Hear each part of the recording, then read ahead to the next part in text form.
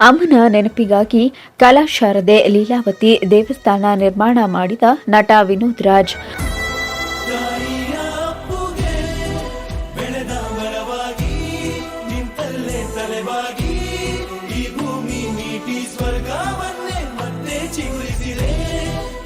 ಅಮ್ಮ ಎಂದರೆ ಏನೋ ಹರ್ಷವೋ ಎಂಬ ಮಾತಿನಂತೆ ಇಲ್ಲೊಬ್ಬ ಮಗ ತನ್ನ ಪ್ರೀತಿಯ ತಾಯಿಯ ನೆನಪು ಅಜರಾಮರವಾಗಿರಬೇಕೆಂದು ಅವರ ನಿಧನದ ನಂತರ ಸಮಾಧಿ ನಿರ್ಮಾಣ ಮಾಡಿದ್ದು ದೇಗುಲದ ರೀತಿಯಲ್ಲಿ ಸಿದ್ಧತೆ ಮಾಡಿ ಲೋಕಾರ್ಪಣೆ ಮಾಡಲು ಸಿದ್ಧರಾಗಿದ್ದಾರೆ.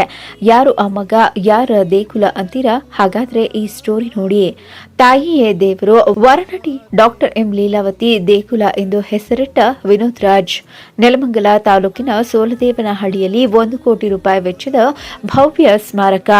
600ಕ್ಕೂ ಹೆಚ್ಚು ವಿವಿಧ ಭಾಷೆಯಲ್ಲಿ ನಟಿಸಿ ಬೆಳ್ಳಿತೆರೆಯಲ್ಲಿ ತನ್ನದೇ ಪಾತ್ರಗಳ ಮೂಲಕ ಜನಮನ ಗೆದ್ದಿದ್ದ ಮೇರುನಟಿ ಡಾಕ್ಟರ್ ಎಂ ಲೀಲಾವತಿ ಸಾಕಷ್ಟು ವರ್ಷಗಳಿಂದ ಬೆಂಗಳೂರು ಹೊರವಲಯ ನೆಲಮಂಗಲ ತಾಲೂಕಿನ ಸೋಲದೇವನಹಳ್ಳಿಯಲ್ಲಿ ಕನಸಿನ ತೋಟ ನಿರ್ಮಾಣ ಮಾಡಿ ಜೀವನ ನಡೆಸುತ್ತಿದ್ದರು. ಕಳೆದ ವರ್ಷ ಡಿಸೆಂಬರ್ 8ರಂದು ಸಂಜೆ 6 ಗಂಟೆಗೆ ವರನಟಿ ಡಾಕ್ಟರ್ ಎಂ ಲೀಲಾವತಿಯವರು ನಿಧನರಾದರು. ಮಗ ವಿನೋದ್ ರಾಜ್ ತಮ್ಮ ತೋಟದ ಮುಂಭಾಗದ ಜಾಗದಲ್ಲಿ ಮಣ್ಣು ಮಾಡುವ ಮೂಲಕ ಅಂತ್ಯ ಸಂಸ್ಕಾರವನ್ನ ನೆರವೇರಿಸಿದ್ದರು.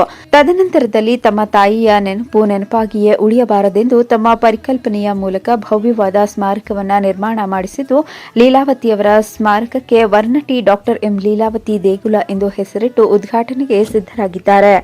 ಇನ್ನು ವರನಟಿ ಲೀಲಾವತಿಯವರ ದೇಗುಲವನ್ನ ಪ್ರೀತಿಯ ಮಗ ವಿನೋದ್ ರಾಜ್ ಮಲೆನಾಡಿನ ದೇವಾಲಯದ ರೀತಿಯಲ್ಲಿ ಸಾದರಹಳ್ಳಿಯ ಕಲ್ಲುಗಳನ್ನು ಬಳಸಿಕೊಂಡು ಹೊಸ ರೀತಿಯ ವಿನ್ಯಾಸವನ್ನ ಶಿಲ್ಪಗಳ ಕೈಚಳಕದಿಂದ ಈ ಭವ್ಯವಾದ ಸ್ಮಾರಕ ಮೂಡಿಬಂದಿದ್ದು ಗುರುವಾರ 5ರಂದು ರಾಜ್ಯದ ಉಪಮುಖ್ಯಮಂತ್ರಿ ಡಿಕೆ ಶಿವಕುಮಾರ್, ಸಚಿವ ಕೆಎಚ್ ಮುನಿಯಪ್ಪ, ಆದಿಚುಂಚನಗಿರಿ ಮಠದ ಅಧ್ಯಕ್ಷರು ಶ್ರೀ ನಿರ್ಮಲಾನಂದನಾಥ ಸ್ವಾಮೀಜಿ ಸೇರಿದಂತೆ ಬಸವಣ್ಣ ದೇವರ ಮಠದ ಶ್ರೀ ಸಿದ್ದಲಿಂಗ ಸ್ವಾಮೀಜಿ, ಹಿರಿಯ ನಟಿ ಡಾಕ್ಟರ್ ಎಂ ಲೀಲಾವತಿಯವರ ದೇಗುಲ ಉದ್ಘಾಟನೆ ನಡೆಸಲಿದ್ದು ಜೊತೆಗೆ ಬರುವ ಅಭಿಮಾನಿಗಳು ಹಾಗೂ ಸ್ಥಳೀಯ ಜನರಿಗೆ ಈ ಸ್ಮಾರಕದ ಬಳಿ ಪ್ರತಿನಿತ್ಯ ಅನ್ನಸಂತರ್ಪಣೆ ಮಾಡಲಾಗುವ ಅಭಿಪ್ರಾಯವನ್ನ ಸ್ವತಃ ವಿನೋದ್ ರಾಜ್ ಹಂಚಿಕೊಂಡಿದ್ದಾರೆ. ಒಟ್ಟಾರೆ ಕಲಿಯುಗದ ಶ್ರವಣಕುಮಾರನ ರೀತಿಯಲ್ಲಿ ತಾಯಿಯ ದೇವರು ಎಂದು ತಾಯಿಯ ಯೋಗಕ್ಷೇಮದ ಜೊತೆಗೆ ಅವರ ಜೊತೆಯಲ್ಲಿ ಇದ್ದು ಒಳ್ಳೆಯ ಮಗ ಎಂದು ನಾಡಿನ ಜನರ ಮನಗೆದ್ದ ಮಗ ವಿನೋದ್ ರಾಜ್ ತಾಯಿಯ ಸ್ಮಾರಕ ನಿರ್ಮಾಣ ಮಾಡಿ ತಾಯಿಗೆ ತಕ್ಕ ಮಗನಂತೆ ತಾಯಿಯ ಹೆಸರಿನಲ್ಲಿ ದೇಗುಲ ಉದ್ಘಾಟನೆಗೆ ಸಿದ್ಧರಾಗಿದ್ದಾರೆ.